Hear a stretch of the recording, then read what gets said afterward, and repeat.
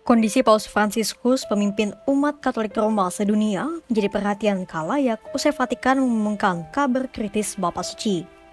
Sudah berhari-hari, Paus Fransiskus menerima perawatan intensif di tengah masa perayaan Yubileum 2025.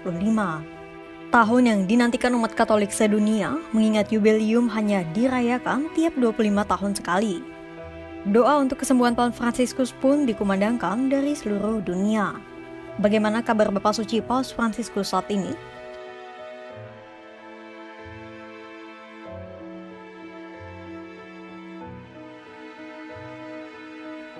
Paus Fransiskus telah dirawat di Rumah Sakit Gemelli, Roma, Italia sejak Jumat 14 Februari 2025.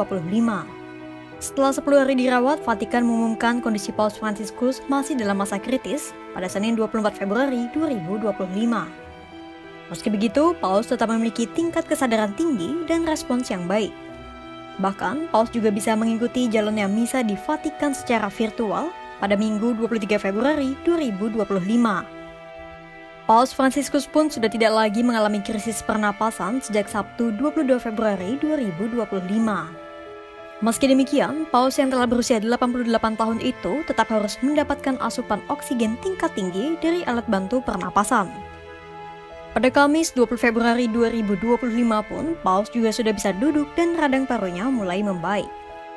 Bahkan, ia sudah cukup kuat untuk menemui tamu kehormatan pertama yang menjenguknya, yakni Perdana Menteri Italia, Giorgia Meloni. Keduanya bertemu selama sekitar 20 menit lamanya.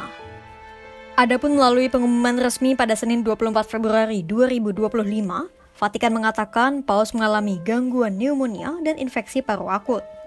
Dari tes darah pun, ada terdeteksi pula gagal ginjal ringan dan telah terkendali. Paus yang terkenal gila kerja itu pun telah mendelegasikan tugas harian dalam menjalankan Vatikan dan gereja kepada sebuah tim pejabat Vatikan. Salah satu pejabat yang memimpin mewakili Paus Fransiskus adalah Menteri Luar Negeri Vatikan, Kardinal Pietro Parolin.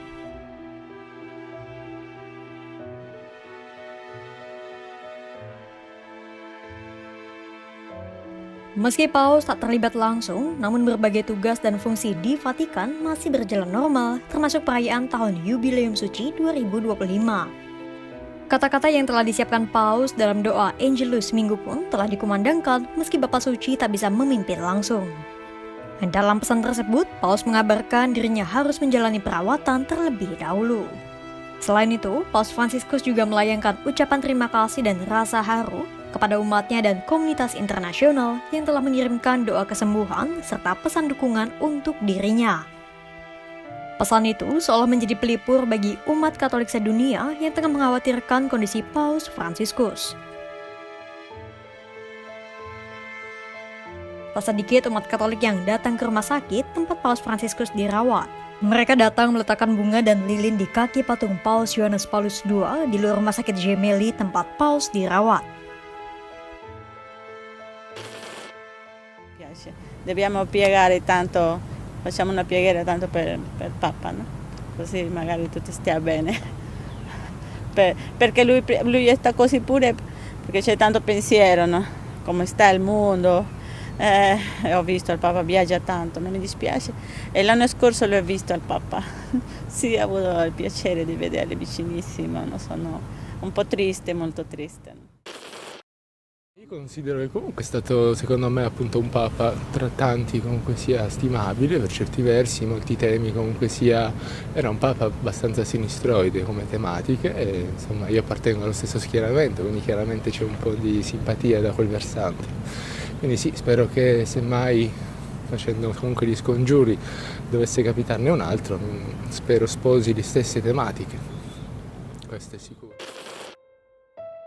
Pertanyaannya, penyakit apa yang sebenarnya diidap Paus Fransiskus dan bagaimana riwayat kondisi kesehatannya?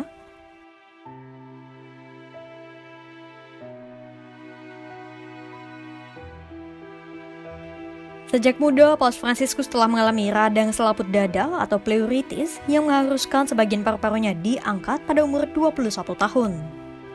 Kemudian, Paus tertular pneumonia atau paru-paru basah pertama kalinya pada tahun 2023. Waktu itu Paus berhasil sembuh meski tubuhnya semakin ringkih. Dalam beberapa waktu terakhir, Paus menjadi lebih mudah terkena infeksi paru-paru. Tiap musim dingin pun, radang paru-parunya rawan kambuh menghadapi suhu ekstrim. Paus juga memiliki riwayat bronkiektasis yang membuatnya lebih rentan terhadap pneumonia. Kondisi itu membuat saluran udara paru-paru melebar dan menyebabkan penumpukan lendir berlebih. Kondisinya pun sempat kritis pada Jumat 14 Februari 2025 lalu, hingga dirinya harus dilarikan ke rumah sakit. Kantor pers Tahta Suci mengumumkan Paus mengalami pneumonia bilateral atau pneumonia ganda. Pneumonia terjadi ketika bakteri, virus, atau jamur menginfeksi paru-paru, menyebabkan peradangan dan penumpukan cairan di alveoli. Pneumonia umumnya ditandai dengan nyeri dada, kesulitan bernapas, demam dan menggigil, mual dan muntah, serta batuk terus-menerus. Jika dibiarkan tanpa penanganan, pneumonia bisa menyebabkan komplikasi gagal napas, kerusakan jantung, hingga kematian. Dalam pengumuman itu, Paus Fransiskus disebut berada dalam situasi yang kompleks. Dirinya pun mengalami infeksi polimikroba alias infeksi yang disebabkan oleh lebih dari satu jenis kuman. Infeksi ini muncul karena mengalami bronkiektasis atau kondisi kronis paru-paru dan bronkitis asmatik atau kondisi akut paru-paru. Itu tadi perkembangan kondisi terbaru Bapak Suci Paus Fransiskus sejak dirawat selama 10 hari sejak 14 Februari 2025. Seluruh dunia melantunkan doa kesembuhan dan penghiburan bagi Paus Fransiskus. Semoga Paus Fransiskus bisa segera pulih dan kembali melayani umat ya, sahabat kompas.com.